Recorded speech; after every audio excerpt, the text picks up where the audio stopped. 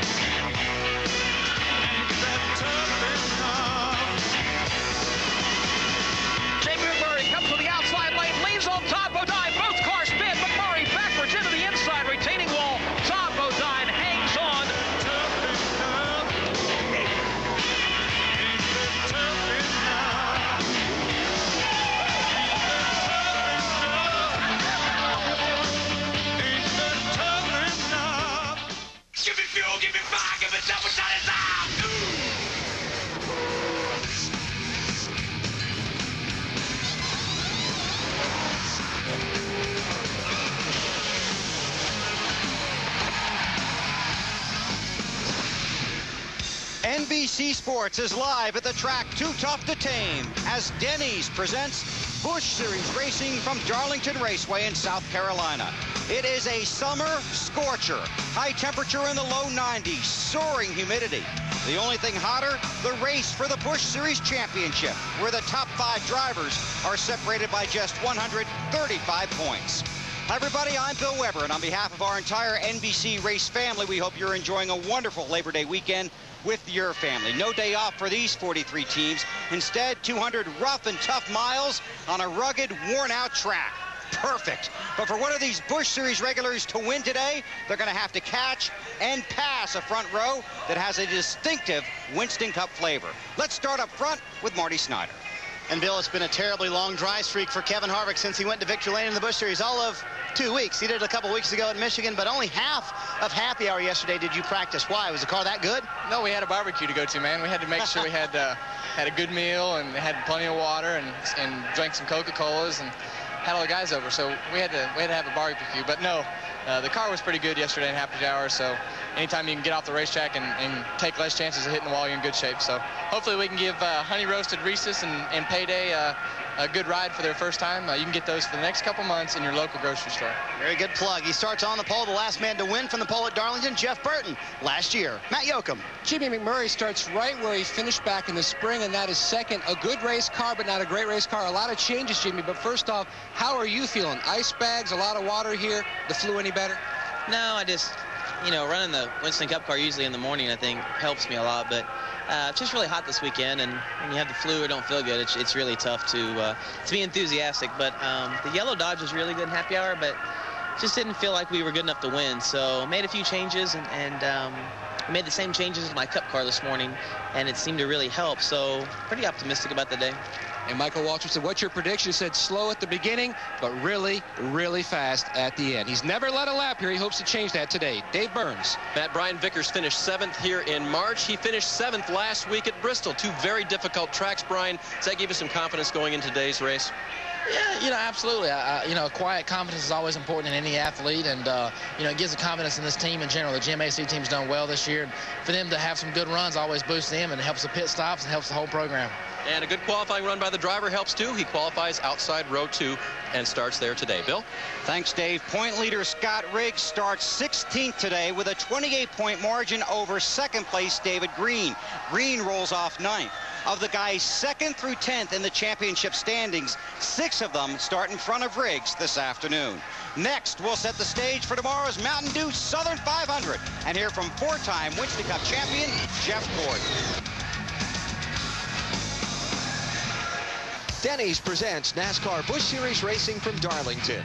Brought to you by Denny's. Stop by Denny's today and enjoy one of our new 3 complete breakfasts, each just $4.99. Denny's, a good place to eat. By Advil Liquid Gels, liquid-filled capsules that rush strong pain relief where you need it. And by Aaron's Rental. Let Aaron's drive your dreams home today. Today, it's 200 miles for the Busch Series. Tomorrow, it's the Mountain Dew Southern 500 for the Winston Cup Series. And our live NBC sports coverage begins at 12:30 Eastern Time with the Discover Card Countdown to Green. And in the countdown spotlight, four-time Winston Cup champion Jeff Gordon, going for a record 6th win in the Southern 500. This season, 1 victory, 5th in points. Recently, our Matt Yoakum spoke with Jeff and his girlfriend Amanda Church and found out that now, at the ripe old age of 32, Wonder Boy realizes he no longer has to try to be Superman. The expectations almost get overloaded and too high, that, you know, Jeff has to be perfect. Do you think that people expected way too much? Well, and I think one of the reasons why I really became, you know, so reserved or so standoffish is because, you know, I saw the criticisms when I was winning. I saw the criticisms when I wasn't winning. If I said something good, I saw criticism. I said something bad, I saw criticism. So I just said, I'm just going to go and hide. And you know, that's why I moved to Florida. And you know, that's why I did a lot of the things that I did. And I realized that was wrong, that it's okay not to be perfect. It's okay, you know, to be yourself. And you know, I don't agree with people judging you. You know, I think that there's really only one individual that can judge you, and you know, I'm okay with that.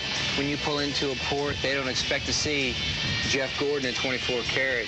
So does that give you more peace, more of a chance just to get away and just be you? Yeah, I think definitely. I mean, I'm trying to find places that you know, we can be ourselves. I can be myself, and you know, really be as normal as possible. And I think that's why when it is time to relax and get away and vacation, or whether it's just for a day or two, you know, I definitely am going to try to find a place that is as far away from a racetrack as possible. Jeff Gordon starts 14th tomorrow, and time permitting after today's race, we'll hear more from Gordon. He will be in the spotlight on the countdown Sunday afternoon. Also tomorrow, Benny Parsons takes us behind the scenes to meet one crew member who faces racing and life from a different point of view. Wally Dallenbach's co-pilot is actor David Spade. They shot this morning for Sunday afternoon, but it's the stuff that Saturday Night Live is made of. And Dave Burns will show us how to overcome one of the toughest obstacles when it comes to winning at Darlington on Labor Day weekend. The heat. All that and more tomorrow on the Discover Card Countdown to Green at 12:30 Eastern Time on NBC. If you miss the countdown, you start the race a lap down. The Busch race coming up next.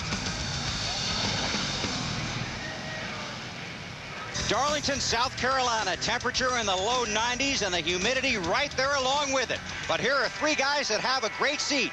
Air conditioned, well, sorta.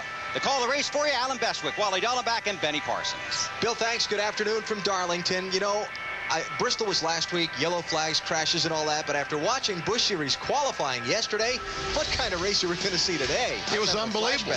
The cars on the racetrack by themselves could not stay on the wall. Gunzman brushes it off turn 2. Amy Mosley there.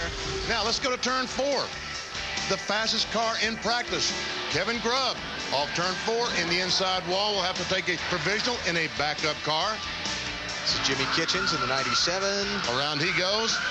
And folks, remember, this is qualifying. This is on the racetrack by yourself without the other 42 cars out there. So what are you trying to say? We got to have some action today. Yeah, we got a recipe for disaster. It's going to be hot. You got all these cars out there, and if all these guys were bouncing off the wall and qualifying, you can imagine what it's going to be like with all their friends out there bumping into each other. So yeah, it's going to be a lot of fun to watch today. The track is hot. The drivers will get hot. The tires wear out quick. It'll be fun. You got a lot of guys out here with not a lot of experience at Darlington either. On a hot, slippery racetrack, they're going to get some lessons from the old track today. Just a few moments away from the green flag, let's go trackside for today's opening ceremony. Ladies and gentlemen, would you please rise for our invocation being presented by Carol King and the Darlington Raceway. On a golf cart.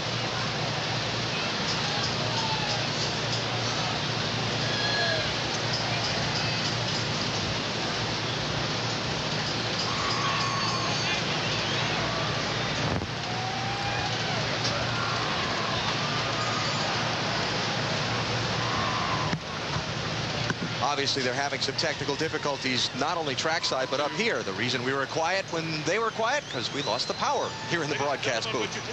Seems like they've got things fixed now. Presented by Mr. Harold King of the Darlington Raceway. Let us pray.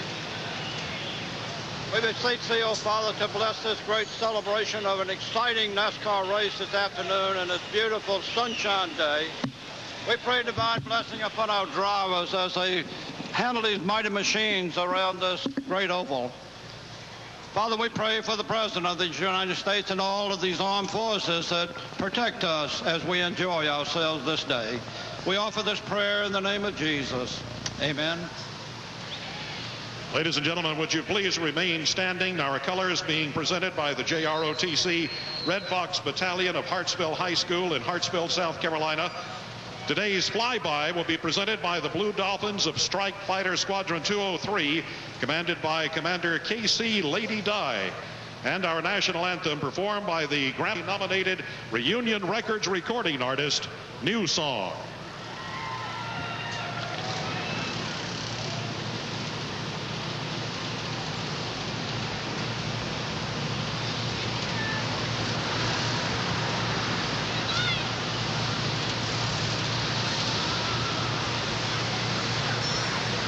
Once again, continuing to experience some technical difficulties with the power here at the Darlington Raceway.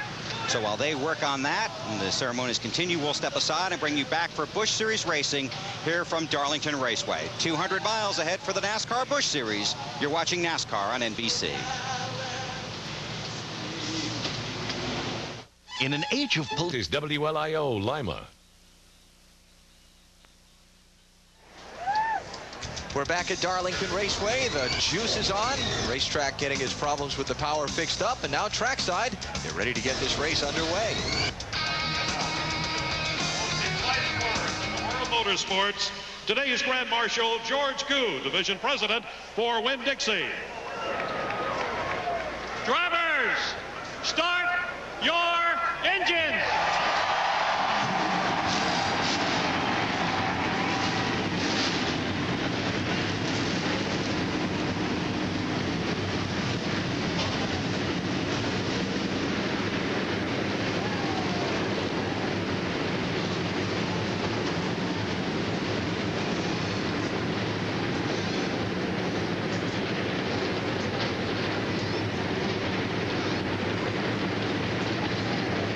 And we're closing in on the start here today at Darlington. The NASCAR Busch Series running 200 miles. Just 10 races remain in the season for the championship.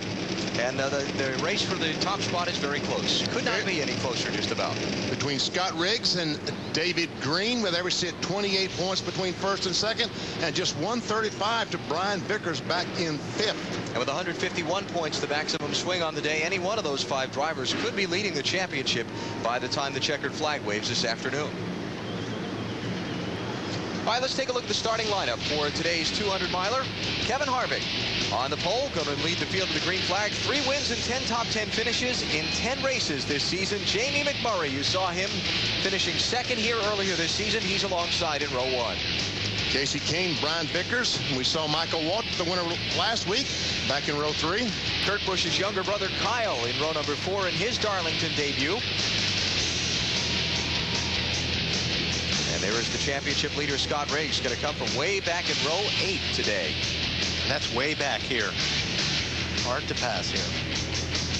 Johnny Sauter, one of his 2 rides. He shares the 21 car with Kevin Harvick. He's in Kerry Agajanian's 43 here this weekend. Row number 11 for him. Corey Gibbs. And Sweet Gunzelman managed to qualify 28th after his brush with the outside retaining wall off turn 2. Brad Loney's 96 car has discovered an engine problem fairly late in the going. Don't expect him to be on the racetrack for very much of this race. Veteran Morgan Shepherd back in row 18. And Kevin Grubb, one to keep an eye on coming from the back of the pack. Oh, that was so bad for that young man. Great car yesterday, fastest in practice. Had a shot at the pole. Unfortunately, had to go to a backup. Grubb will go to the back of the field because of that backup car, though he told me he thinks the backup car is as good as the first one. He should come toward the front. And the other three all did not qualify their cars. Mike Potter, Randy McDonald, and Brad Teague. Driver changes from qualifying to now, so that's why they go to the back of the field. Talked about the finish of the March race here at Darlington. If you missed it in the montage in the opening of our broadcast, here's what it looked like. Todd Bodine in the 92 was leading. Jamie McMurray tried to go around him off the last corner. They tangled, and Bodine crashed across the finish line first. And there you see the jubilation, and we see the agony. Yeah.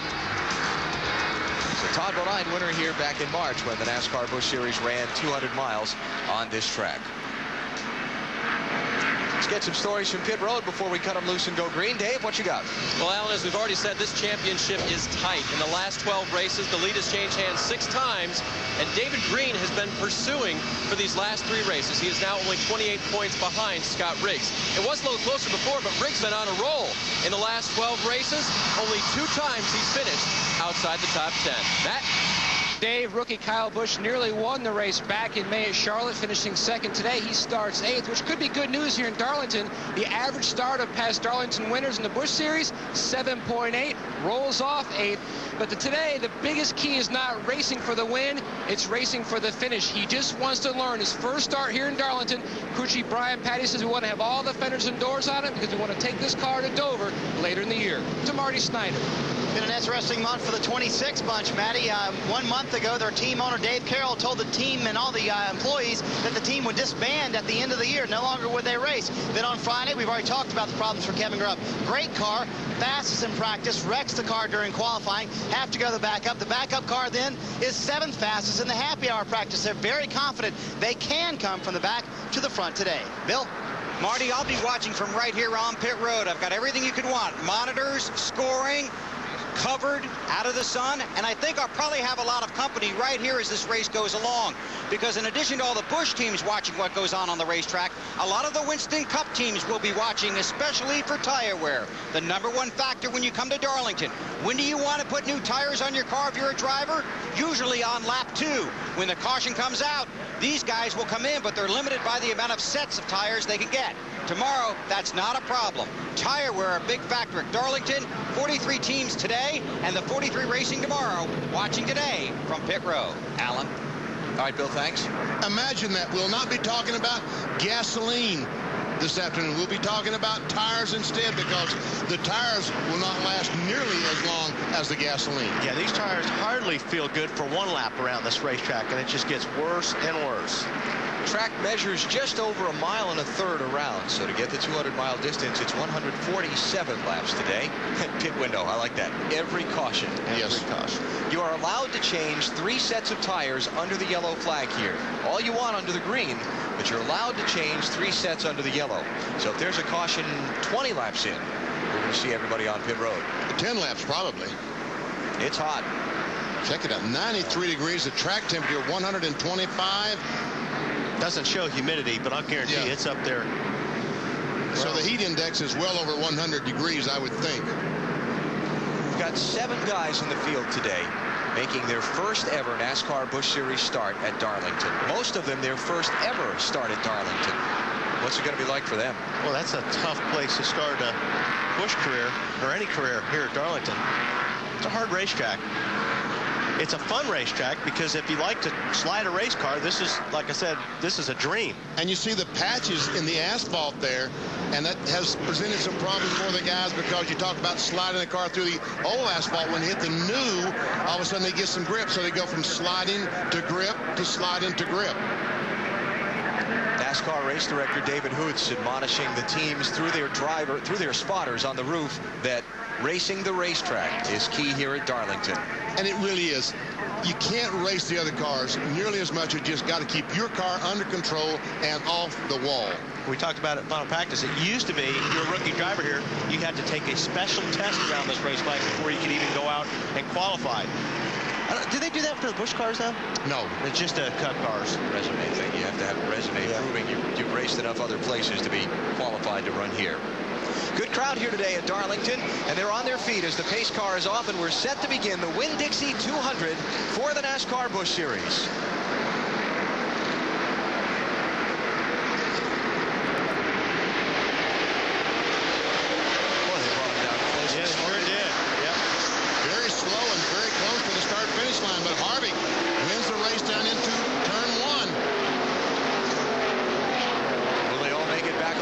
2.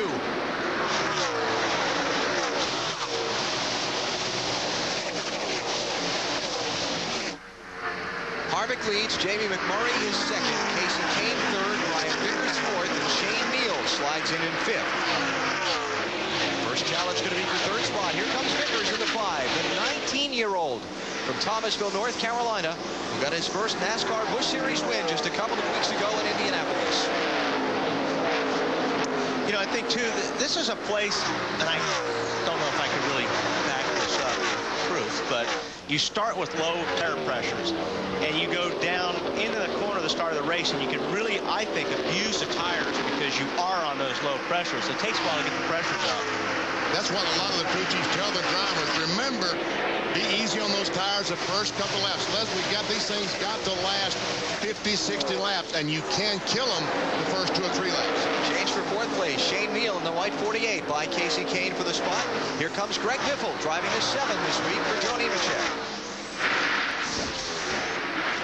And normally here, if you get on the inside of a guy coming off the corner, especially going down the straightaway, if you have the inside line, normally the guy that's on the outside will back off and give you that corner. So it's important to get off of turn 4 here and try to get on the inside.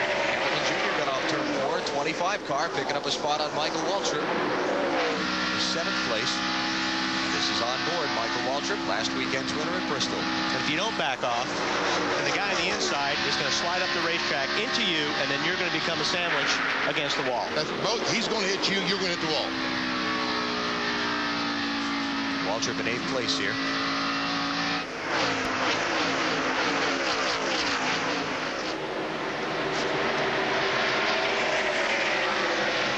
Michael running just ahead of Kyle Busch in the 87, making his first competitive laps here at Darlington.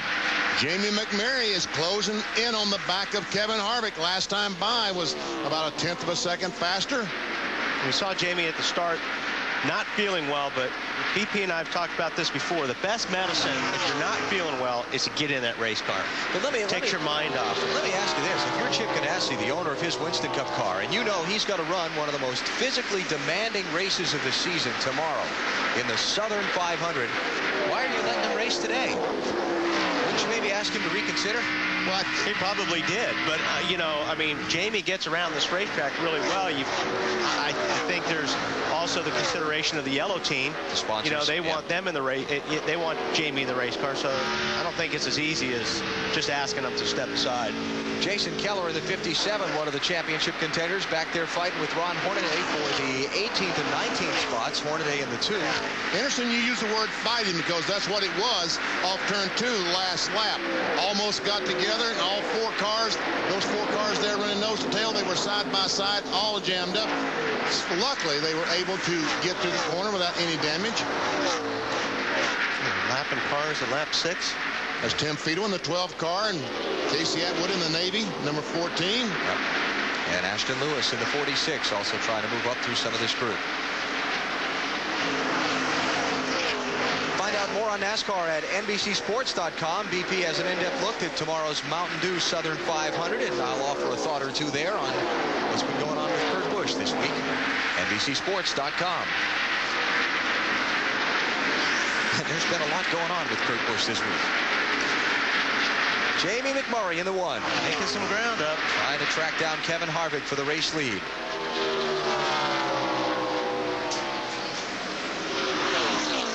What a season it's been for Harvick in that Richard Childress Racing car. 3 wins this season. Bristol, Richmond, and Michigan. Top 10 finishes in every race that he's run. Worst finish was 10th. And he's led all but 1 of the 10 races that he's been in so far. Cars are pretty even at 1 and 2, but Jamie is getting into 3. Oh, well, he got in a little bit too good there. And that wall, that magnet. Caution's out. That magnet that we talked about once again just seemed to reach out and grab Jamie McMurray. Second place car is in trouble. Just 9 laps in here at Darlington. Well, he sure got in good, but... Now, see that right there? I was talking about this with Jason Keller this morning.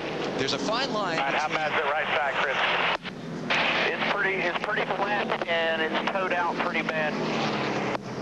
We're done for a while. It's really towed out. There's a fine line between a Darlington stripe and a wreck. Yeah, that's a wreck. And he crossed it. Yeah, this is a wreck right there.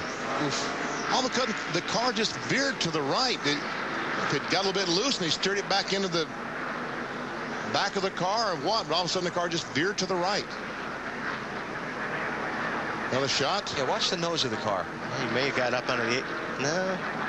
Man, that just went right up the hill. Yeah. Too early in the race for his physical condition to be an issue, right? Yeah. Matt. Well, he briefly came on the radio, said something broke in the right front. Looking at the video, you can see that's probably why he had such a drastic right-hand turn into the wall, Wally. Yeah, that's what it definitely looked like, man. It looked like something broke. He got down on the apron, but it didn't look like the apron threw the car up the racetrack, but then right there at the last second, it turned hard right. Very, very few cars have come down pit road, so let's take a break. Kevin Harvick is the leader under caution early at Darlington. NBC Sports live at Darlington Raceway in South Carolina as Denny's presents NASCAR Busch Series Racing under caution early when the second-place driver, Jamie McMurray, had something fail in the right front of his car and hit the turn 3 wall. It's your last weekend to enter the Denny's Dash Sweepstakes. Log on to NASCAR.com for your chance to win 2 certificates to a Richard Petty driving experience near you. Sweepstakes ends on Monday. You could run laps here at Darlington, perhaps, or Bristol, or Charlotte, or any of those other places. Matty.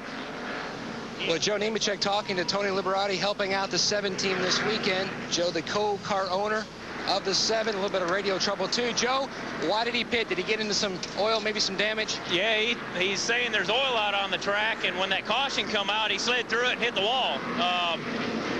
It didn't hit too bad. We just came in and made sure the fenders, he thought he hit it harder than he did, and had to pull the fenders out and put 4 new Goodyears on, and we're ready to go. Looks like a lucky break for the 7 team here on pit road. Pitted, pulled out that damage. Yeah, he was running 4th at the time, Matty, and now he is 32nd. So he's got new tires, but I don't think that overcomes the fact he went from 4th to 32nd. Well, I don't know. 12 laps on tires, it's going to be good for a little bit, right? Yeah. I think it'll help a little bit. I agree with you. It won't overcome all of it, but I'll bet he picks up 15 of those spots, 15 or 16 of those spots really fast. Yeah. Jamie McMurray has taken his car to the NASCAR Busch Series garage, which is on the backstretch side of the Darlington Raceway, so it's going to be a minute before we can get to him, but we are on the way to effort a word with him. Tomorrow, we'll have lots of onboard looks for you, and you can experience more in-car camera action with NASCAR In-Car on In Demand. You get in-car camera channels, virtual dashboards, real-time in-car data, and live team audio. If you'd like to check it out, dial them up at 1-888-SPORTS-IN, and that's on digital cable. Pace cars off, going back racing. Kevin Harvick's the leader. Brian Vickers is now 2nd after the McMurray crash. Shane Meal 3rd, Casey Kane 4th, and Bobby Hamilton Jr. is 5th. Green flag, green flag, green flag.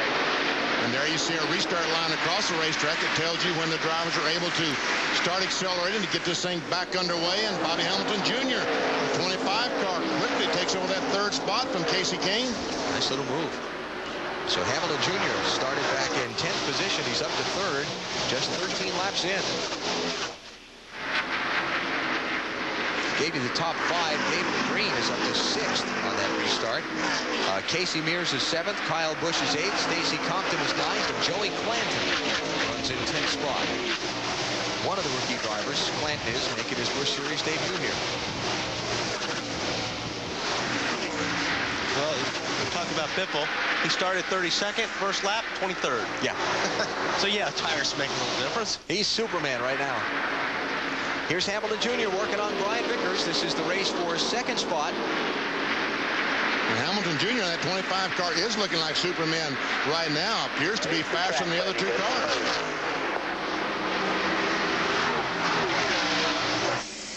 Hamilton Jr. has finished no worse than 12th in his last 5 Darlington races. As you watch Michael Waltrip get a spot from Casey Kane. 38 cars slipping back. Waltrip to 4th. Here's David Green to 5th in the 37.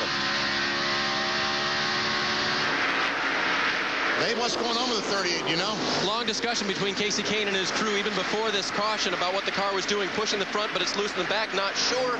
He just radioed in, really loose in and off the corner. Goes back when we were watching NASCAR Winston Cup final practice earlier today. Benny and I got into a discussion about Stacy Compton and Kyle Busch. And I think he's got some, he definitely has some damage on that left front fender. Kyle Busch does, and it looked like it was rubbing the tire there a little bit. It is rubbing. See it rubbing down the straightaway. And here comes Mike Wallace, squeezing in front of Joey Clinton. How about that 57 car? Jason Keller started 24th. He's trying to squeeze his way into the top 10 as he works on Joey Clinton, and that's going to be to pick up the 12th spot. Dave? Well, it's probably the same story you were going to tell, Alan. He hit the wall in qualifying, then he hit the wall in happy hour. They had to rebuild the right side of that car. Weren't really sure what they had, and when they started the race, not bad.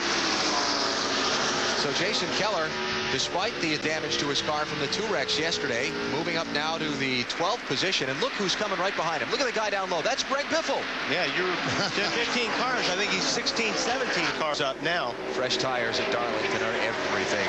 But now he's made up the track position he lost because of the pit stop. Now he's got one less set of tires he can put on under a caution flag than all these guys he's racing with. That's right.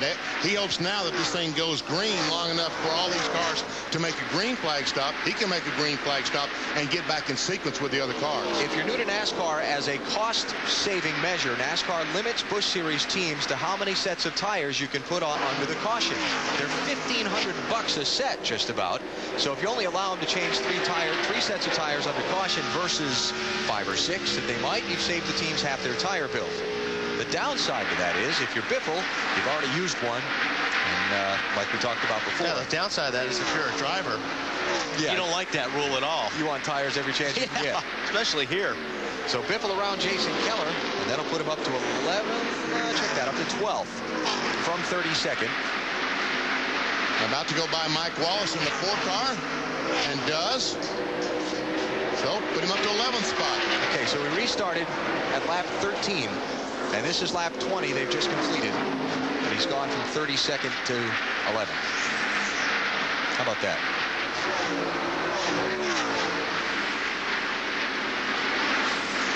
Casey Kane, 38. Casey Mears in the 19. And I talked to Wes Ward, the crew chief, on this 38 car this morning, and he told me the car might be loose because Casey had complained about it being tight all the practice sessions. So he had made about 5 or 6 huge changes this morning trying to loosen it up. He said maybe it's going to be loose, but they can adjust it and make it better as the day wears on. Did I miss something with Shane Meal, or what happened with Shane?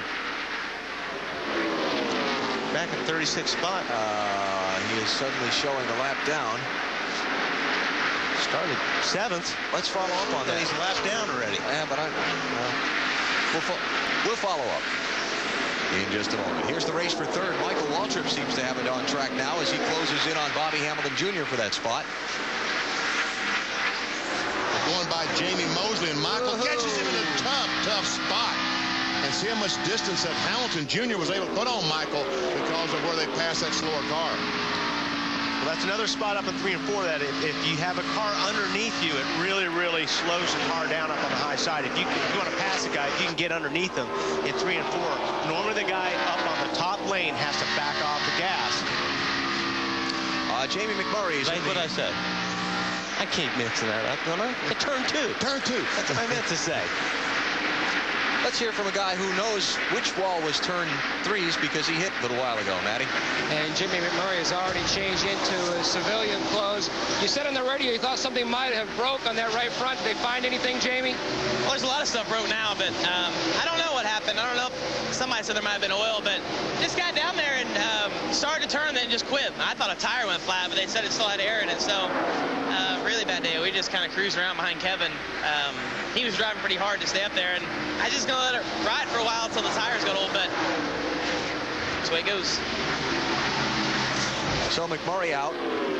A couple of other cars have gone to the garage area. Morgan Shepherd and Mike Potter have parked their machines, and Phil Bonifield's car has just been pushed behind the wall also. Looks like he's done for the day. And the race for 2nd. Hamilton Jr. once again putting some pressure on Brian Vickers. 25 and 5.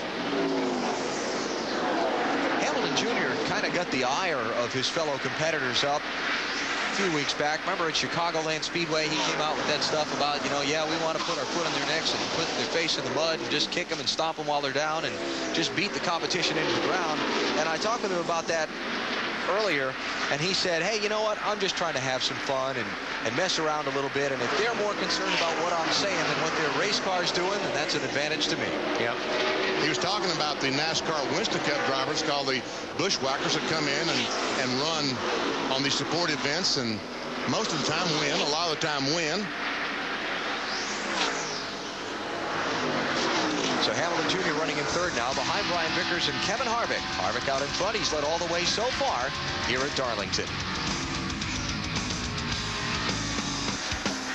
Denny's presents NASCAR Busch Series Racing from Darlington. Brought to you by Smooth Busch Beer and Easy Drinking Busch Light. Busch, the proud sponsor of the NASCAR Busch Series. By Mobil 1, the official motor oil of NASCAR. And by Stacker 2, the world's strongest fat burner. Darlington Raceway and Southern 500 weekend, 93 degrees, hot, steamy afternoon here in the Carolina PD, named for the PD River nearby. And it is Kevin Harvick who is out in front of the Winn Dixie 200. He's led all of the 30 laps that have been run so far. Brian Vickers, Michael Waltrip, Bobby Hamilton Jr., all trying to track him down for the top spot. 16 car Larry Gunzman, we saw him in qualifying trim, brush the wall off turn 2, and someone told me he's done it again. Another Darlington stripe has been awarded. Check it out. Uh-oh. Cut up in the marbles. That's pretty minor. Yeah, as walls go around here, that's not too bad. So Gunzelman running back in 33rd position. He's lost a lap to the leader after his scuff with the turn 1 wall.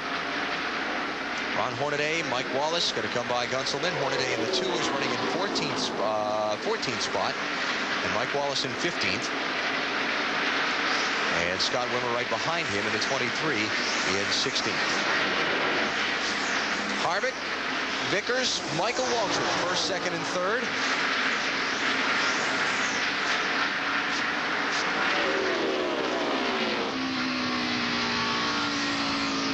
Michael, a former winner here at Darlington. This race, 1992. How about him, Dave? Well, I spoke with his crew chief, Bobby Kennedy, and asked him if they made a lot of changes after happy hour yesterday. That's the final practice session they get before they race. And he said, no, just small changes on the car because it was a little bit loose. Now it's just a little bit too tight. But he said, yeah, we can adjust on that and fix that. Well, we hope so. Right now, Michael running pretty well, about as fast as anyone on the racetrack. And he's a little bit quicker than Brian Vickers, it looks like, up in 3 and 4. That's where he's gaining on him.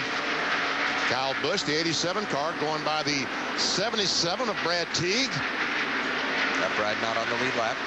And here's Scott Riggs, Jason Keller, and Casey Atwood, 10, 57, and 14. This is the race for 11th, 12th, and 13th.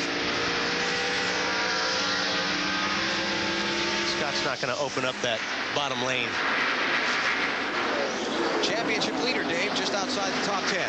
Report from Scott Riggs' early guys was that the car was tight, but it breaks loose coming off the corner.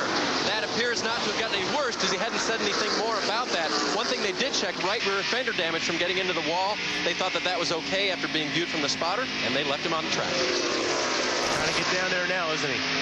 We're taking a look. It's just hard to get on the gas right there. That's got to be a tough call to make from the cockpit, too. What's the let him go point? You really can't see that guy out the left side of your left rear corner. No, the let him go point is when you see him out your left-hand window. When you look out that window, actually you can feel those guys beside of you. By the time they get to the left rear, you start feeling those cars beside because your car starts acting differently. Now, we talked about Shane Neal a minute ago. Was running up in third when that last caution came out. He came down pit road, and then that thing started going wrong. Well, I spoke with the team. They said that when Shane came down to get the one to go for that restart, he came on the radio and said, you're not going to believe it. I believe we have a flat right rear tire. He did pit, but he did lose a lap.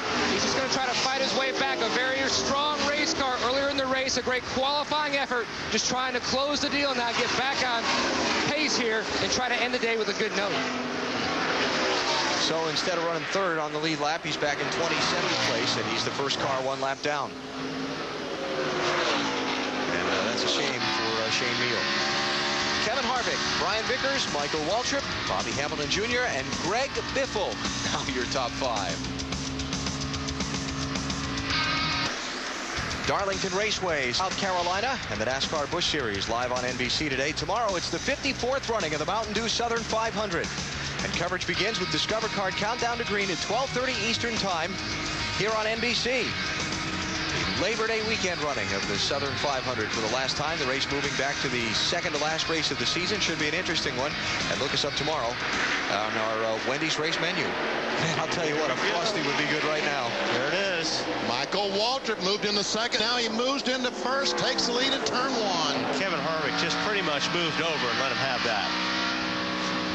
It was inevitable. Michael looks to be a little bit faster on the older tires than Kevin is. And that's kind of been a trend for Michael's car this season. Longer runs seems to be their thing.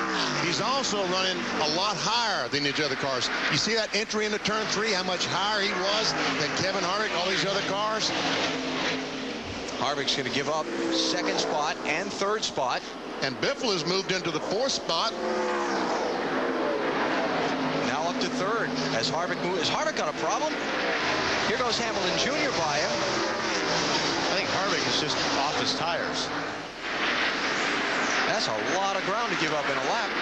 And we're only talking about 45 laps, but these guys are going to be screaming pretty soon for tires, aren't they, Marty?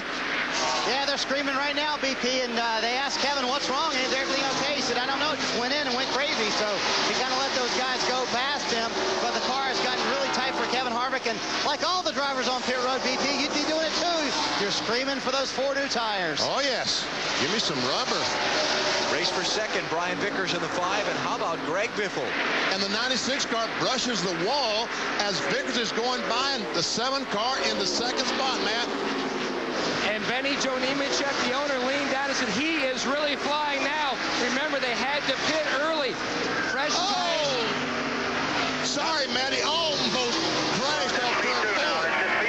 Let's just be smooth. Sorry, Matt. You were saying, Matt? He was loose on that first run. Looked a little loose up off the corner there, but he says the car is just fabulous, Marty. Brian Vickers doing all he can to save some tires out there. And I talked to his crew chief, Lance Vergrew, this morning. He said that's where Brian's very good. He learned that at Rockingham, that he learned that Brian was very good at saving those tires. But here in the spring and March, he was running third, catching the leaders. He came on the radio. He said, you know what, I'm catching those guys too fast, aren't I?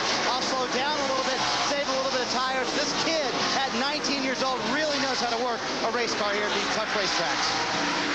Check out the speeds from the best lap to the last lap that they ran. And what a difference the wear on the tires makes here at this track. I mean, these guys qualified in the low 29-second bracket. The last lap that Michael ran was about 33 seconds flat, over 3 seconds slower than qualifying trim. On a mile and a third. Yes. That's a big, big drop-off. And that's why we keep talking about tires and just how important they are. When these cars start making pit stops, these young guys, I think they're going to have trouble getting on pit road. We've seen it before with drivers. It's really, really tricky getting on pit road here at the Darlington Raceway. Yeah, I don't know if it's the dirt down there or what. I know it's tough getting down off the bank and in, but when you hit that apron, it's like hitting ice. It's really, really slippery down there. Michael Waltrip just put one of the young drivers, Joey Clanton, a lap down, 23rd place driver in his first Darlington start. 22 left on the lead lap, coming up on 50 laps, about a third of the distance in here at Darlington.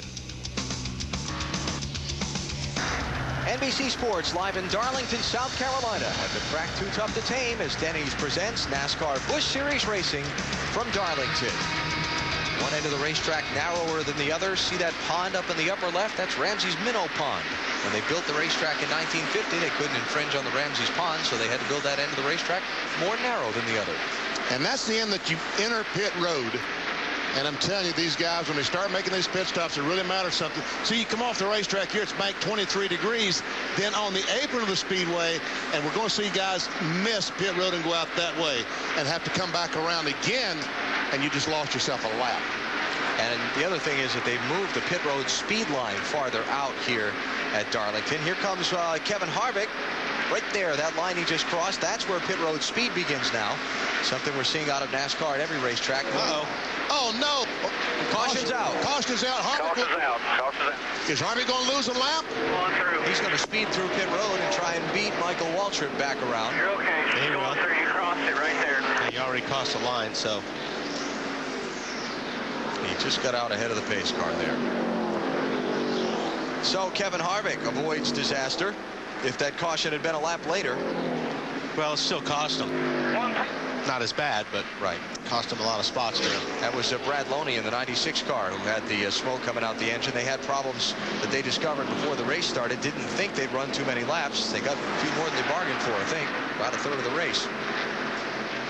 Give me 5 tires. Give me everything. Yeah, exactly. Put one in the trunk. I might need it. So Michael Waltrip falls in behind the pace car. And Kevin Harvick, by virtue of his trip down pit road, see where he shuffles back to. Well, he's going to have to restart. Yeah, well, he goes back to 20th before he makes the pit stop. And then he's going to have to start the longest line because of speeding down pit road. Yeah, it's only going to be, there's only 21 cars on the lead lap, so. Not too bad. Going to be 21 cars. Greg Biffle now, remember, Biffle's already used a set of tires. He's going to use another set right now because he cannot not put on tires. And he's still going to have 90 laps left to run in the race. That's not just one tire change left. Michael Waltrip, Greg Biffle, Brian Vickers, Bobby Hamilton Jr., and Casey Mears, the top 5. Followed by Casey Kane, David Green, Kyle Busch, Scott Riggs, and Casey Atwood. Pit stop's going to come at the conclusion of the 57th lap. Marty? How good does that sound to a driver? Caution's out at Darlington. That means you come get 4 new tires for Brian Vickers. Needs a little more forward bite. A pound out of both rear tires. 1 round down on the track bar. A little bit loose off. Matt? Marty, the only adjustment for Greg Biffle in the 7 car, just clean the left side of that windshield. No adjustments. He said the car was awesome. Dave. Matt, in the spring race, Michael Waltrip didn't lead a single lap. Now he's trying to lead the rest. A wedge adjustment, air out of the left side tires and out of the right front. Try to loosen that car up just a little bit, make it turn a little bit better. Crew finishes at the word. Matt, back to you. Guys up in the booth, take a look at the windshield on the 7. It didn't look like they were able to get that tear off all the way off. It looks like it's still stuck a little bit on that A-post. There it goes. Biffle just got it off. He had his hand out the left side window and managed to get his hand on a piece of it. And this place is really bad. It's like sandblasting on a windshield here. It really pits the windshield, and plus the sun makes it even twice as hard looking out that sucker. Oh, this is going to be so close between Michael and Biffle. It looks like Michael has it by 6 inches. But that was for second, wasn't it? Right, that was for second place as Brian Vickers got out first.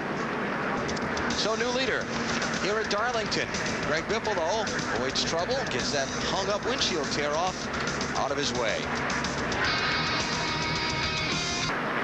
About a half a lap away from the restart here at Darlington. How about our Stacker 2 NASCAR Busch Series race fact? Dale Earnhardt and Mark Martin, the only drivers to sweep Saturday and Sunday Busch and Winston Cup Series races on the same weekend here.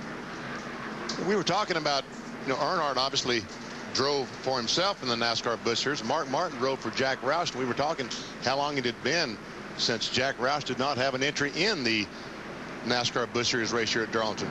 Hey, Dave, did the 10 car come back in the pits? Yeah, BP, they made a track bar adjustment, took a little rubber out of the left rear and changed 4 tires the first time to fix the tight condition, but they didn't get all the lug nuts tight. NASCAR officials spotted that, made him come back down pit road, tighten those up. Drops him to 19th for the restart. So your NASCAR Busch Series championship leader has given up a little bit of track position there. Brian Vickers leads, Michael Waltrip second, Greg Biffle third, Casey Mears fourth, and David Green is fifth. Kevin Harvick is 21st on the restart.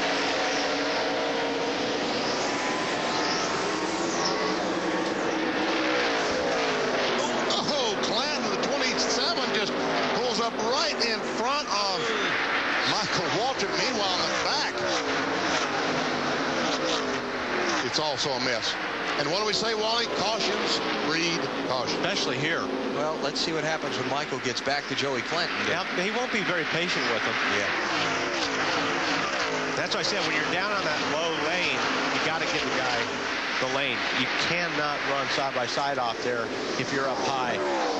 David Green Kane shuffled a spot back. Hamilton Jr. around him. Here's Casey Kane in the 38, and Casey Atwood in the 14, racing for 7th and 8th.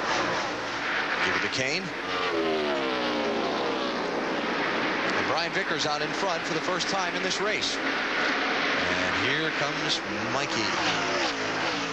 Now, Kevin Harvick pitted twice under that caution. Also, remember, he had to start at the end of the line because he was speeding on pit road, trying to stay on the lead lap. But Marty, why did he pit a second time? What happened, Alan, was they came through the first time, then they stayed out on the track just to ensure they did not go a lap down. Then they pitted after everybody else had already pitted, just to make sure that they did not go a lap down, wanted to stay on the lead lap. So actually, they only really made one pit stop. Oh, I see. It was a couple laps later than the leaders pitted. I got you.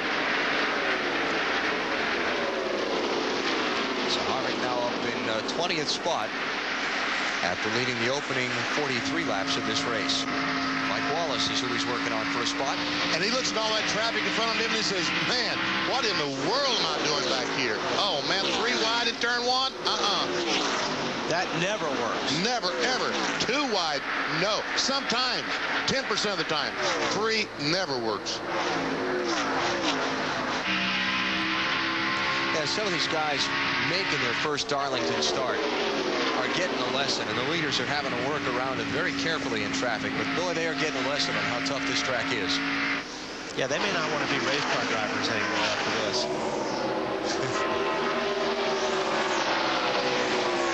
Ron Hornaday in the 2, Kyle Busch in the 87, racing for 9th and 10th. Jason Keller is in that mix as well.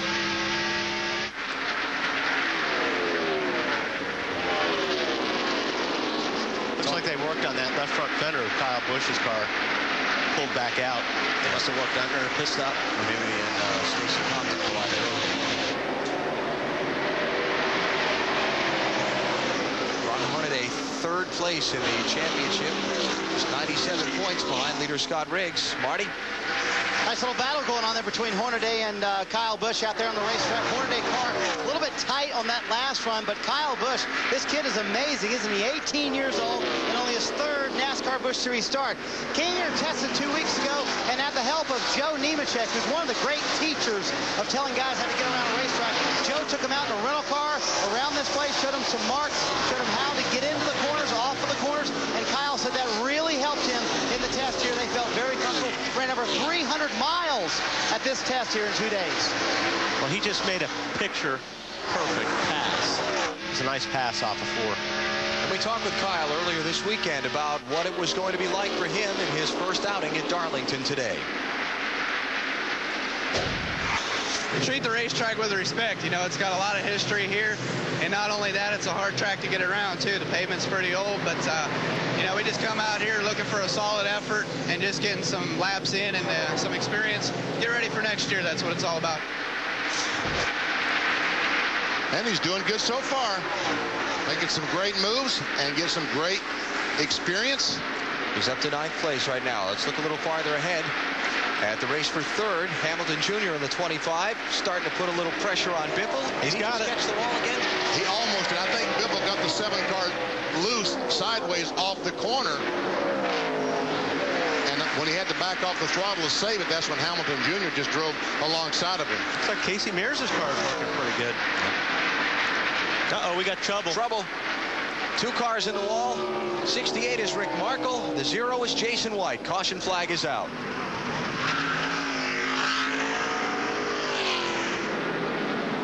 We're saying about those new guys?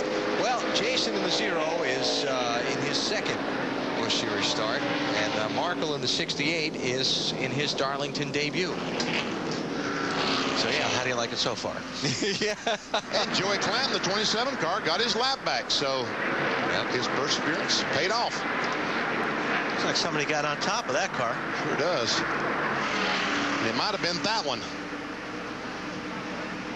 3rd caution of the race, and it comes out as we close in on the midway point of the event. Let's see what happened. Top of the screen. Markle's into the wall. Wow. Whoa. Almost on the side. Man, that was exciting. How'd you like to look down and see the pavement in your driver's side window? No, you don't like that. No, that looked like one of those thrill show rides there. Man. Yeah, but his name's White, not Chitwood. Yeah, exactly. Launch control. Hello. Gil Yarbo did that in 1965 and left the ballpark. Just over that wall and down. Said, see ya.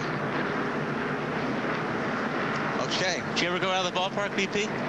Not here, but I have on a couple of times. You? No. Really? We can arrange it if you I know people have tried to put me out of the ballpark. Yeah, but I believe that. Didn't do it.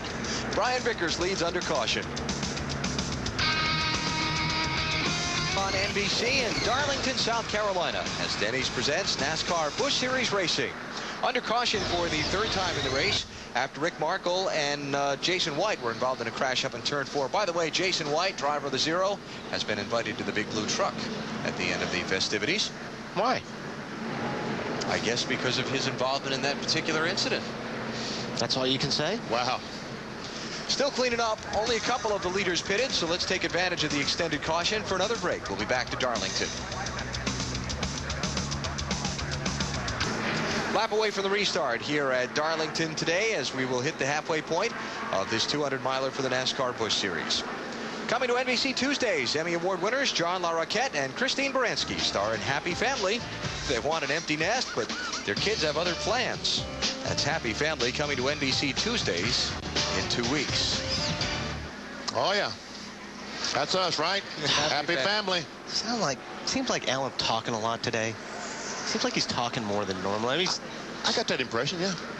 It's starting to hurt my ears. Happy, happy, happy family. That empty nest is my dream, too, but it involves you, Wally, not my children. All right, here we go. Shane Meal going to try and get his lap back. Yep, the 48 car. Brian Vickers in 5, the leader. 99, Michael Waltrip in 3rd. He's got a good chance of getting his lap back. Yes, he does. There are 21 cars on the lead lap. And one of them, actually 3 or 4 of them pitted under this caution. Kyle Busch, Kevin Harvick, Mike Wallace, and a few others. Marty, why the 87 pit? Let's talk about theory for the 87 and the 21 car, Alan. Here's what they're trying to do. New tires on here. They can blaze up through the field, act like Superman for a little bit, and then what they hope to do is pit with the rest of the guys under caution on the next stop, and then they should be back in sequence with everyone else. But the theory is here, new tires will make them look good. Isn't that right, Wally? Isn't that how it worked here at Darlington? Yeah. There's only 70 new tires is good, but they're hoping at least one of these stops is under green. I love this strategy. Yeah, they got one more set of tires, and we're halfway. They only got 70 laps to go. I think this is good.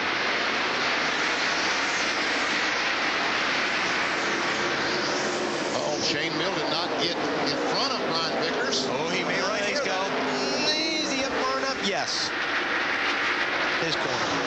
But Michael Waltrip may use that momentum that was broken on the leader to try and get the top spot away. That'll happen. You run side by side. You got to lift up there. You lose a lot of momentum off of turn 2.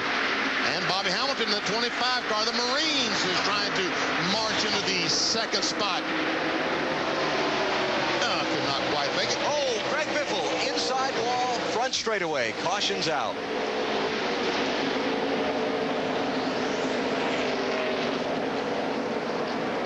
Now, Shane will get his lap back. Yeah. Good move. As long as Michael Waltrip. I don't think he's going to contest that. I don't think he should either. I'll tell you who we will contest. Joey Clanton. Remember when Clanton kind of pushed his way inside of Michael? Let's see if Michael will try and keep him alive. Who's that blocking? Coy Gibbs? Yeah. Coy Gibbs and Joey Clanton both trying to beat him back to the line, and they do. Oh, Michael gave him the lap.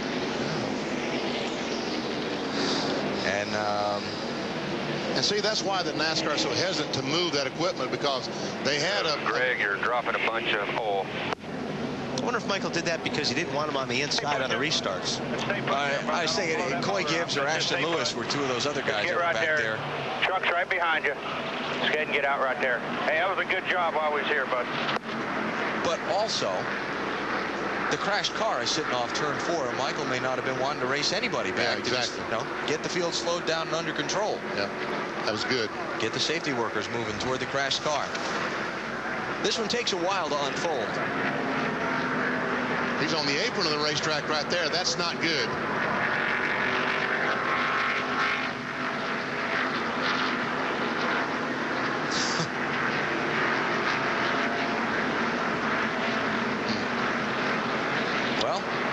Not a whole lot you can say about that. Speak for herself, really. Yeah, he just got on the apron of the racetrack. When he came back on the racetrack, a car was there, and he had to turn under the wheel. Yeah. Here come the leaders onto pit road. Most of them. Kevin Harvick stays out. Kyle Busch stays out. Brian Vickers is in, and I'm just wondering if those guys who pitted earlier forced their hand right here. 4 tires for Vickers. They want no changes on the car. It's been very good, especially on those longer runs, Matt. And the 25 car, Bobby Hamilton Jr., 2 bottles of water. The car very close. They're going to tweak it with air pressure. Hopefully that'll make it a winning car. Dave. The car for Michael Waltrip, not quite as loose as he wanted it to be from the last adjustment, so they're going to make another wedge adjustment, another air pressure adjustment, change 4 tires, pack it full of fuel, see if they can win the race off of pit road this time with no mistakes. It looks like they do. Yep. Waltrip, Vickers, Hamilton Jr., Casey Mears, Casey Kane. Looks like the order that they came off the pit lane. But a few of them stayed out. Those guys that pitted under that last caution have stayed out this time. So you've got Kyle Busch, now the leader. Kevin Harvick now second. And Mike Wallace now up to third. Check this out again and watch the broken white line. Oh, this is off turn 4. Okay. Another angle as he tries to keep up with the steering, can't, goes down and in the inside wall. But he had been wrecking for a long time before that happened. Yeah, that started going in turn 3. That wreck started in turn 3. Yeah, you know, you get down below that broken white line there on the inside of the corner. Well, I think he slid up the racetrack, and they were kind of not 3 wide, but watch here. Well, what I'm thinking is, I wonder if he picks up a bunch of junk on his tires when he gets down below that line. You know, the marbles and dirt, because that's not where anybody's racing. Now he comes back up, and now he's got to wrestle it a little bit, and there's just not enough room. I think he just tugged on the wheel down to the left. When that 27 came down, he had to tug on the wheel rapidly, and that's what spun the 7 car out, I think. Yeah. You know what? We can find out, because we can talk to him here in a couple minutes. Under caution after Greg Biffle crashed off turn 4. Kyle Busch is now the leader. Watching NASCAR on NBC. NBC next after NASCAR. The AVP Nissan Series returns for the Chicago Open presented by Bud Light. A little volleyball action for you coming up next here on NBC Sports. Still under caution after Greg Biffle crashed off of turn 4. A lot of liquid put down by his car, and they're sweeping it up here on the front straightaway now. Marty, what do you got? Well, all of a sudden, Brian Patty looks like a genius. The decision to come down and stop a little while ago, but how long can he realistically stay out there with those tires? I mean, we only went green for 1 lap there, and then the caution went back out, so I don't think it'll be a big deal. I mean, the cream's going to rise to the top. I mean, those guys are going to come, the 99, the 5, and stuff like that, but you know, it's pretty neat to lead here at Darlington, no matter how you do. I mean, you got to be doing something right to be leading at Darlington. But the kid's doing a great job. You know, like I said, we're just racing a racetrack, and the top 10 would be a goal for us. And he knows that, and I know that, and we're just pacing ourselves. If guys get to us that are faster, we're not going to hold them up. We're going to go for a top 10. There you go. They are trying to get some experience today, but they could go all the way on fuel if they needed to, but we know that won't work, will it, guys? No, we're not using that word. It just depends on where the cautions fall, doesn't it? Still got the sweepers and blowers and all the rest out here on the front straightaway, so why not? Let's take a break. We're waiting on the restart here at Darlington. Back at the Darlington Raceway, we're prepared to go back to green. We've caught up with Greg Biffle outside the infield care center. Greg, what happened? Yeah, I don't know. Joey Clanton there passed us on the restart lap car, and you know, guys are trying to get their laps back, and you know, I went down there in the corner, and he just stopped, and I went down below him and got by him, and then I'm not sure what happened there. You know, I don't know who got in him. Somebody just bumped in the back of me a little bit there and gave me a little help. Was that the 46? Yeah, it looks like a 46. I'm sure he doesn't drive like that. He didn't do it on purpose at all, but it's unfortunate. You know, the lap cars are trying to get their lap back. That's just racing. But one of the best cars all day long will not finish the race. Alan? All right, Matt, so Greg Biffle, after the rally from 32nd up into the lead group, actually led a lap.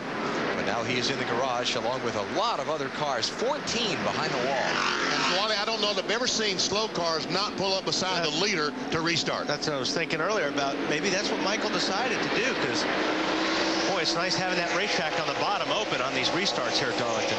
There are no cars 1 lap down. Everybody's at least 2 laps down or more that's left on the racetrack. All the others on the lead lap, 24 of them. But it's good to see that some of these guys that are a couple laps down aren't trying to get their lap back. And other cars aren't good enough to get up there and get a lap back, and they just get run over.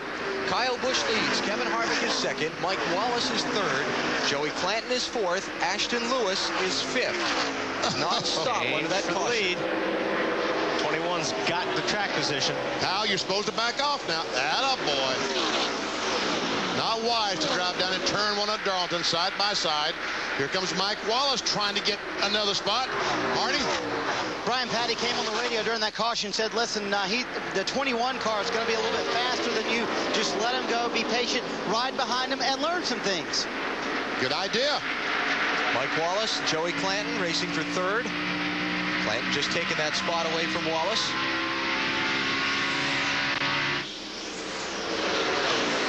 These the guys up front that did not pit under the last caution. First one that did, Michael Waltrip in the 99. He's in 5th spot right now. With Brian Vickers, Bobby Hamilton Jr. right behind him.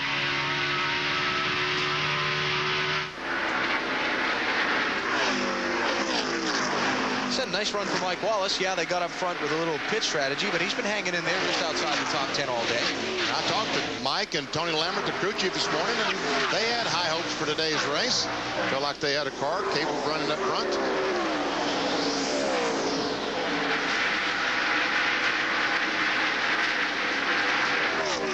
Michael Waltrip leading at that last caution flag, trying to fend off Brian Vickers from behind and see if he can start to snake his way through some of this traffic in front of him. Hello. Yes, sir. And Vickers may lose a spot because he had to get off the gas there for a second for Michael. Oh, here we go. Here we go. The sandwich. Oh. And Bobby backed off a little bit. Tell you what, you go off into turn 1 on the outside of somebody. That takes a little bit of bravery. And it's so easy to get things bottled up off of turn 2. That was a smart move on Bobby Hamilton, just to get back in line, not let those guys behind you make up all that ground. Casey Mears in the 19. Haven't talked a whole lot about him today. Started 11th, running 8th now. He's been just on the edge of the top 5 about the whole race long. How about Casey, Dave?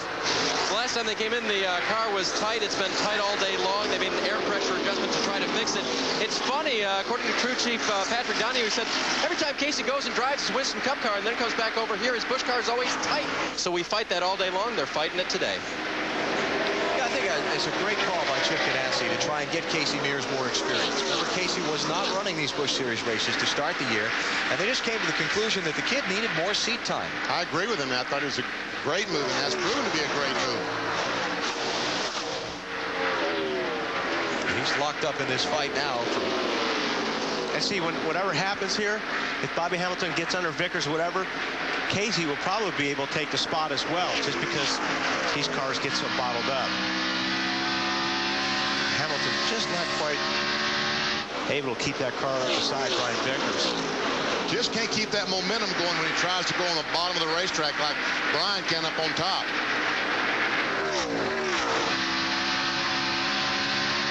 Aboard Michael Waltrip.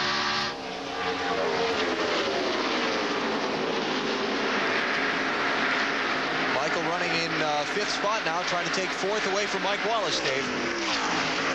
Alan, remember earlier when they were a little roughed up by Joey Clanton and then he got his lap back?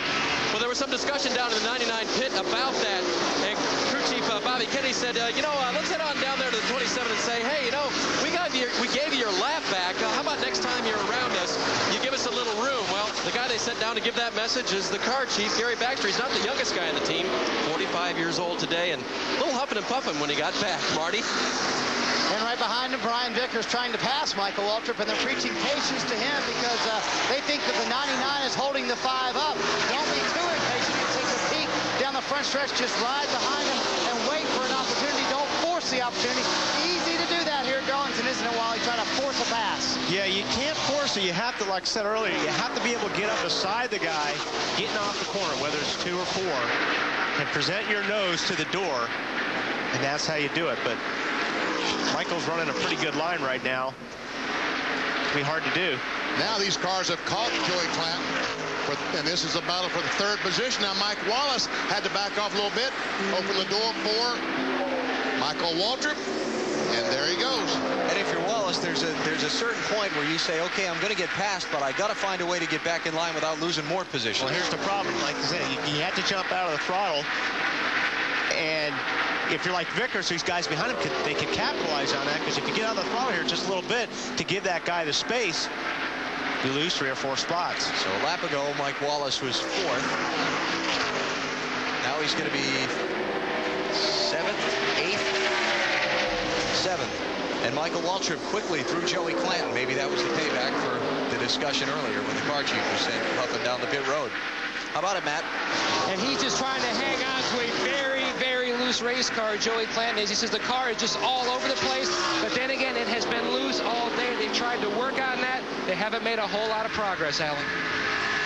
Joey Clanton, NASCAR Busch Series rookie, ASA champion a year ago, the Midwestern Stock Car Circuit. Got a couple of degrees from Georgia Tech University on his resume. Mechanical engineering and dynamic mechanical systems. Wow. Are his degrees. Sound pretty smart to me.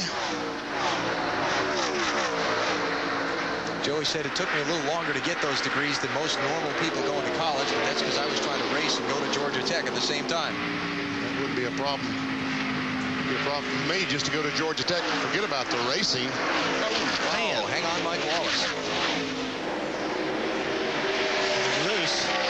Casey Mears working on Mike for 7th spot.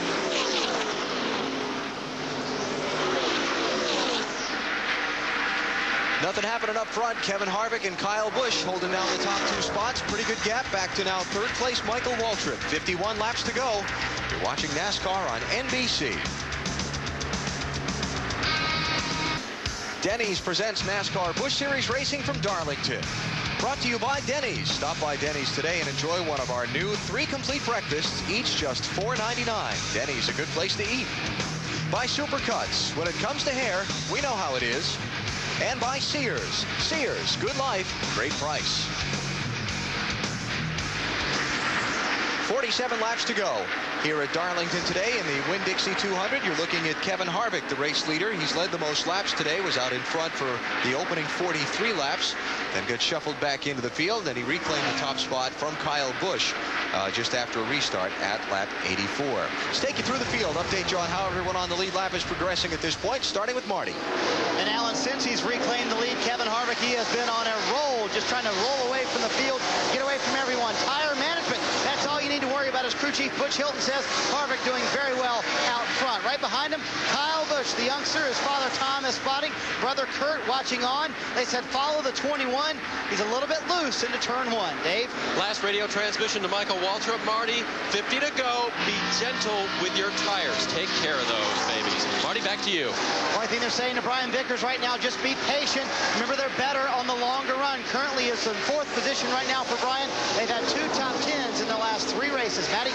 As far as the 25 team's concerned, Marty, that 5 team better pick it up because Bobby Hamilton Jr. is coming. He says the car is great. No changes on the last stop, Dave. The 19 car of Casey Mears did make changes. They were a little bit tight, made an air pressure adjustment. Car seems to be a little bit better than it was before. Matt, back to you. And Mike Wallace has one most important commodity right now, and that's track position. He's just going to ride and see how things come out, but a great run so far by the guy who qualified 13th, Dave. Matt, Casey Kane fixed his loose condition on his first stop. No changes on his last stop. The car has gone a little bit tight off the corners. Jason Keller was also tight on the last stop. They made a track bar adjustment. It didn't help. Jason's car is still tight. Joey Clanton tangling with Casey Atwood there. But everybody got away. We stay under green. Everybody except Joey Clanton got away. Looks like he is very slow up in 3 and 4. right, so we recover from that one, and we continue going through the field with the 10th place car, Stacy Compton, Dave. And his car right now, according to him over the radio, is hooked up. Last pit stop, now he's made no changes. Sorry, guys. 27 was dead sideways in the middle of 1 and 2. And for the race lead, Kyle Busch has caught Kevin Harvick, and Michael Waltrip is closing quickly on them. This is the same thing that happened to Kevin Harvick at the first part of the race. He ran about 40 laps, gangbusters, and all of a sudden the car just like it hits a brick wall. Michael Waltrip is clearly faster than both of them. And we talked about that earlier, too. Michael, better on the longer run. He's got a run on the 87 here. Yes, sir.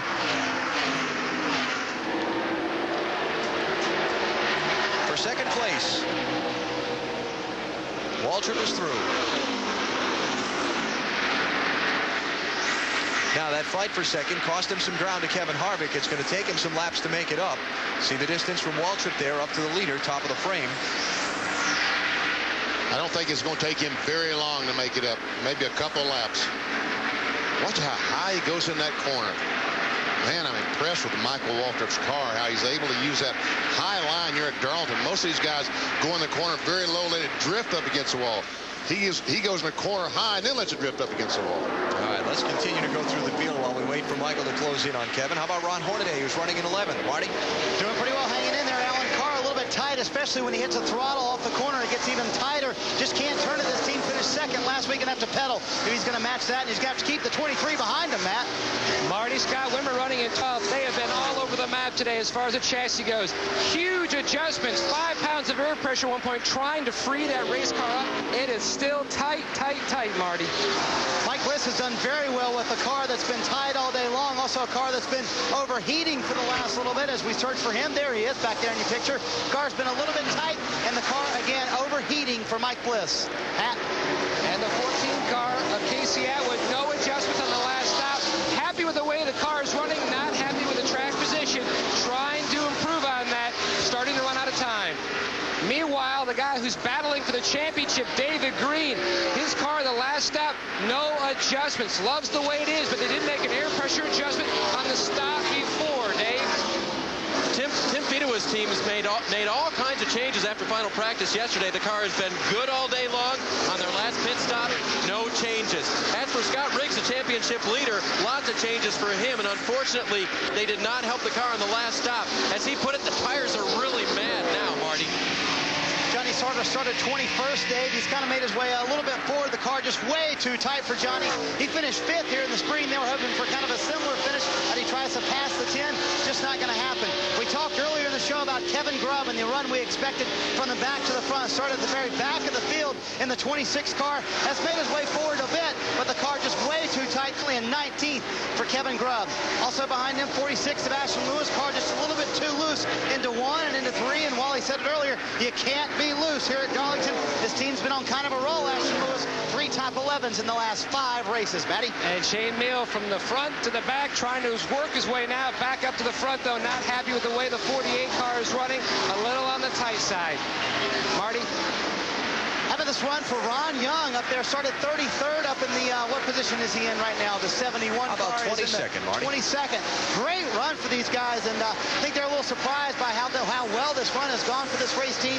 They had a best finish so far this year of 18th at St. Louis, so a good, strong run for these guys. Coy Gibbs right behind him, little right front fender damage. Coy's car has been tight for most of the day. They've been struggling with that, have not been able to get the car to loosen up. Matt?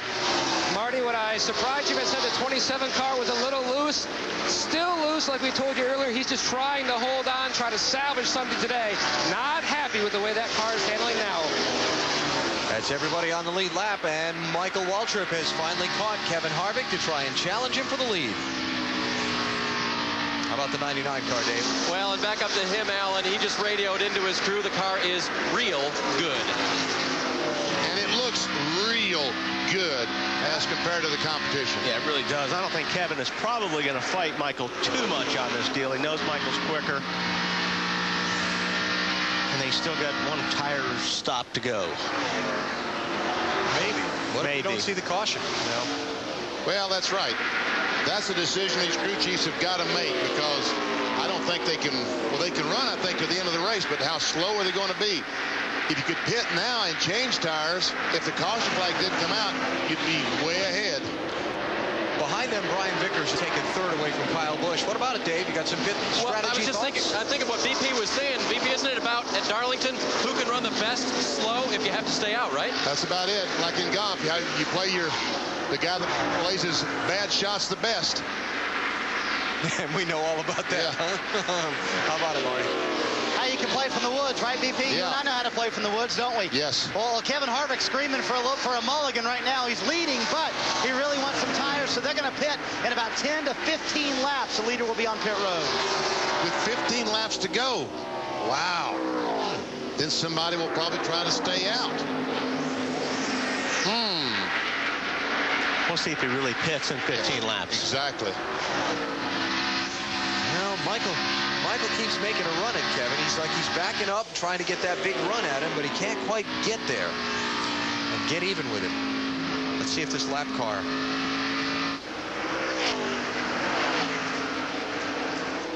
Here he comes.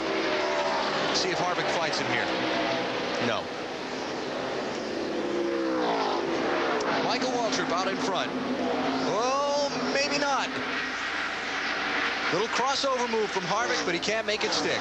And now having a checkup off turn 2 is going to cost him a chunk of ground to Michael, and the 99 is going to get away. 30 laps to go. Michael Waltrip's the new leader of the Winn-Dixie 200 at Darlington. Denny's presents NASCAR Busch Series Racing from Darlington. Down to the final 26 laps, Michael Waltrip, having taken the lead from Kevin Harvick, has moved away. And there's a new second-place runner, Brian Vickers, now up to the runner-up spot. Kyle Busch has gone by Harvick to third, Harvick falling to fourth and fading into the clutches of Bobby Hamilton Jr., who just went by Harvick to take over that fourth spot. So Harvick's car, same as before, after about 40 laps, really starts slowing down. Championship standings as they run. Scott Riggs is in 18th on the track, David Green 17th, and Brian Vickers running second. So Vickers would close in a little bit more, knock a little less than 30 points off the deficit he started the day with. Marty. Well, if you'll notice Vickers, when he goes through turn 4, he's running a very high line. He's using about all the real estate there is. Lance McGrew, his crew chief, came on the radio and said, "You're killing me with that line you're running." He said, "You know what, chill out, dude. That's where the grip is. It's on the top, and I'm going to run it." What grip there is, and not a lot of it. Can he make up 2.3 seconds in 24 laps? And pass Michael Waltrip, can he catch him and pass him? That would be awfully hard to do, I think. Now we're hearing that Kevin Harvick may be coming onto pit road in the next few laps. We'll see what they do. As Michael Waltrip puts Ryan Young back down. 21st place car, check the interval. Michael Waltrip back to Brian Vickers, the second place car. It is 1.9 seconds.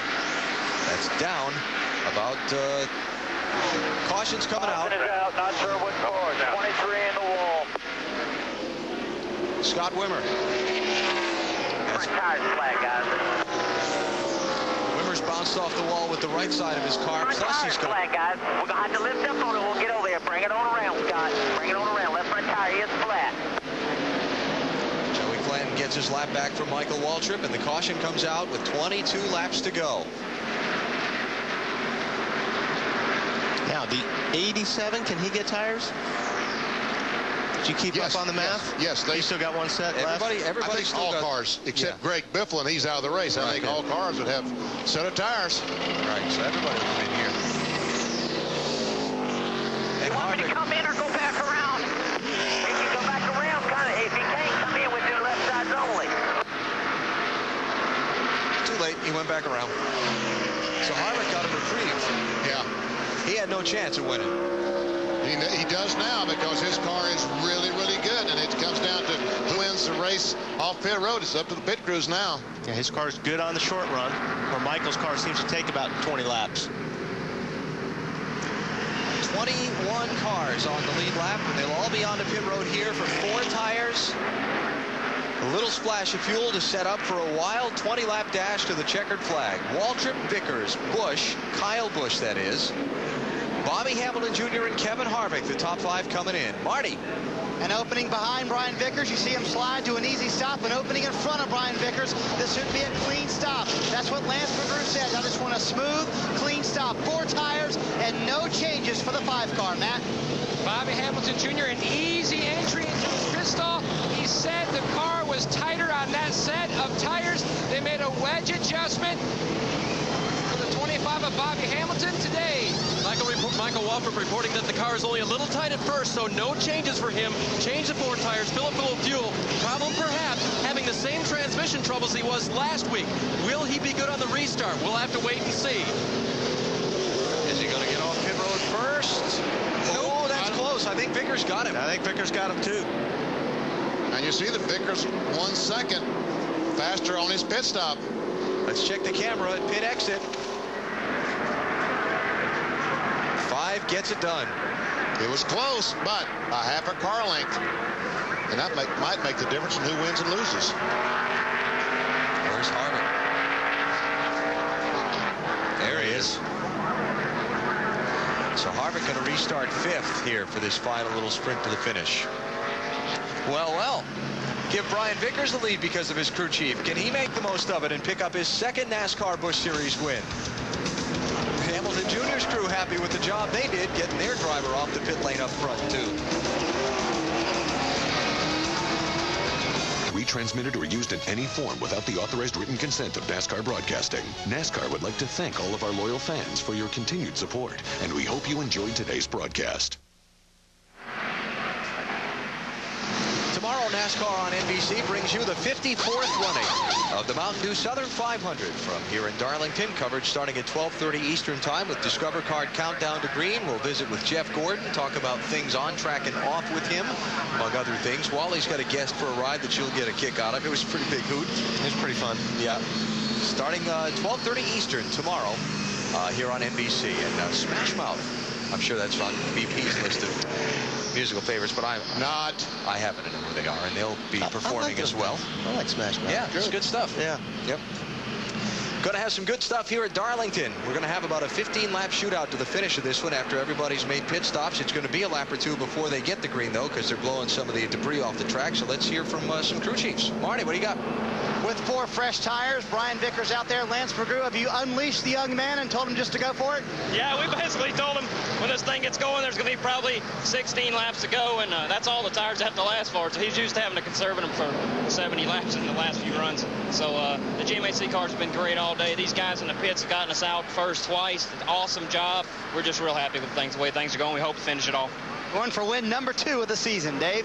Bobby Kennedy was the winner last week with Michael Waltrip. Bobby, can he hold him off? And I'm kind of wondering, did you make some short-run changes like airing up the tires and stuff? No, just real small changes. I certainly didn't want to see that caution. Our car's great on the long runs, and you know, the short runs, they seem to be a couple other cars a little better than us. But now it's time for the driver to step up to the plate. That's why he gets the big bucks. You know, great day, awesome car, Aaron's Dream Machine.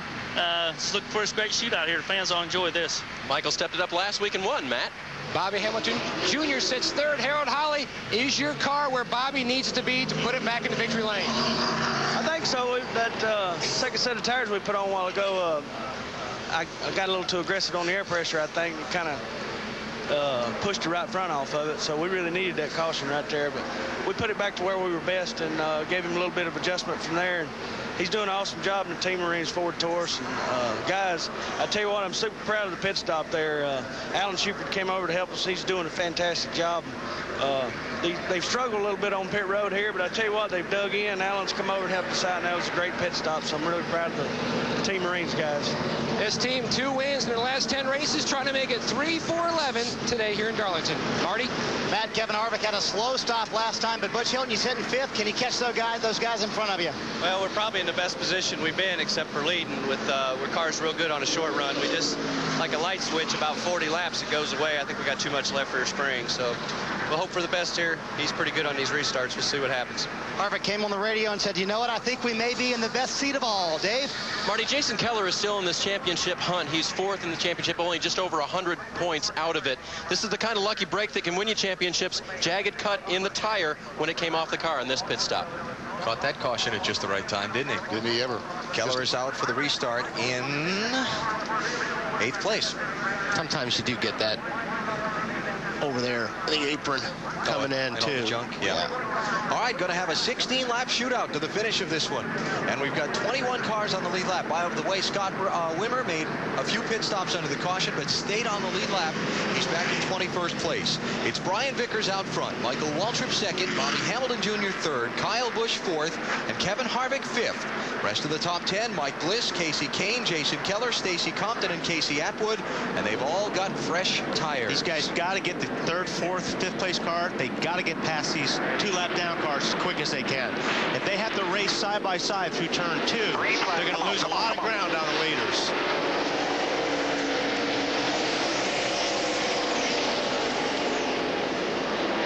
First got through, second got through, third, fourth. And then the lap cars got side by side in front of Harvick. So it holds Harvick up, and that just might be the victory, Wally. That is the tough deal about the restarts here. Oh, look at this. We might get another caution yet. Where are they going? It looks like Corey Gibbs is going to the pits. We're just trying to get out of the way. We'll take the get out of the way theory there. Brian Vickers about 4 car lengths on Michael Waltrip. Boy, and Kevin Harvick lost a lot of ground on the leaders there. And you can see he still isn't in front of Joey Clanton.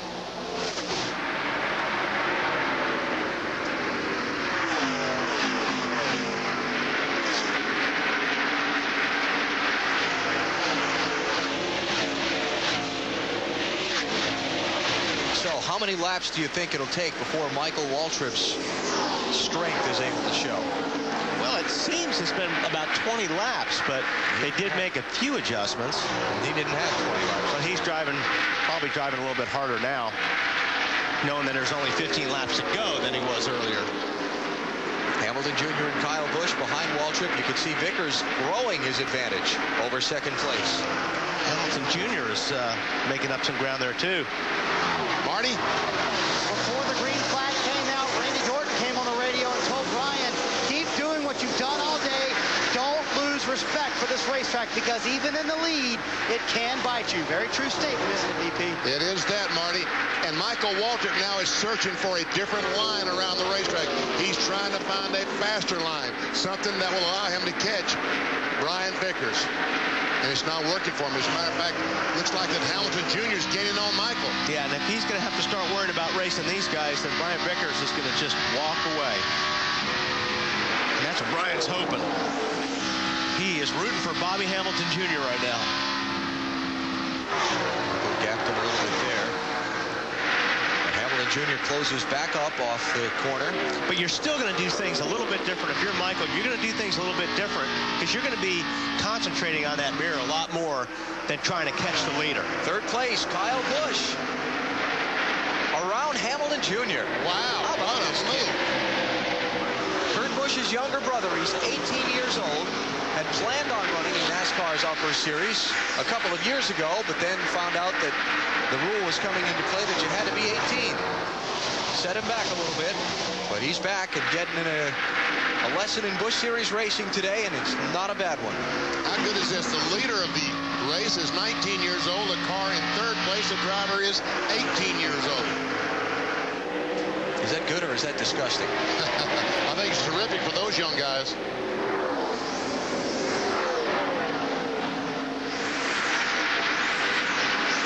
Brian Vickers still motoring away from Michael Waltrip. Looks like they're racing for second. Look at that. He's not even in the picture yet. There's Vickers way out there top left. Well, I guess they did turn him loose, didn't they? And these guys racing, like I said, they're going to be slower than Vickers if they race each other here. Michael Waltrip and Busch. And Vickers has got a clean racetrack out in front of him. And the 21 car finally got in front of the 27 car of Joey Clanton, but the 25 car now is going to the back, Matt. You heard Harold Holley, Bobby Jr.'s crew chief, say a few moments ago that the car was tight in the last run. They adjusted for that. They didn't adjust enough. Bobby Jr. just keyed the mic and quietly said, Harold, the car is gone tight again. 8 laps to go.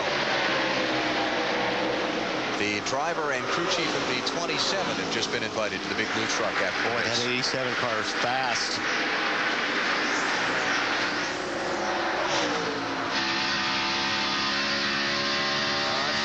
Get alongside, though. And Brian Patty, the crew chief for the 87 car Kyle Busch, talked about they just wanted the top 10. It's got him here. They needed some laps, and a top 10 would be great. How about a top 2? Would that be fantastic? Oh, man. Boy, he's doing a good job. Kyle Busch, the second place in his Darlington debut. Somewhere on the grounds, brother Kurt's got to be cheering. How about it, Marty? They keep harping on the radio, focus, focus, focus. I talked to Brian Patty this morning. He said his main goal today was just to calm Kyle down a little bit. He said, you know, but I would rather have a driver try to slow down than try and speed up a driver. That's a good point. I tell you, I don't think you have any problems trying to make these guys go faster. Talking about Brian Vickers and Hamilton. Bobby Hamilton on the inside of Michael Waltrip. Is the side of that 99 scuffed up a little bit? Or is that just tire marks from earlier?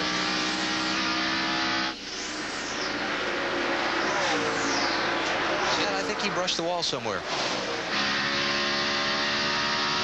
Word is that Michael did indeed brush the wall about 5 laps ago. Now he's got a little bit of a tire rub that's coming up from pit road. See the little smoke there. So Waltrip now left the race with Bobby Hamilton Jr. for 3rd spot. Behind them a pretty good chunk before you get back to Kevin Harvick. Hamilton Jr. said he wanted to win this race so he could keep it in the family. His father won the Craftsman Truck Series race here earlier in the spring. Bobby Jr.'s car gets in a little bit better than Michael's. Just doesn't seem like he's getting out the corner as well, especially off of turn 2.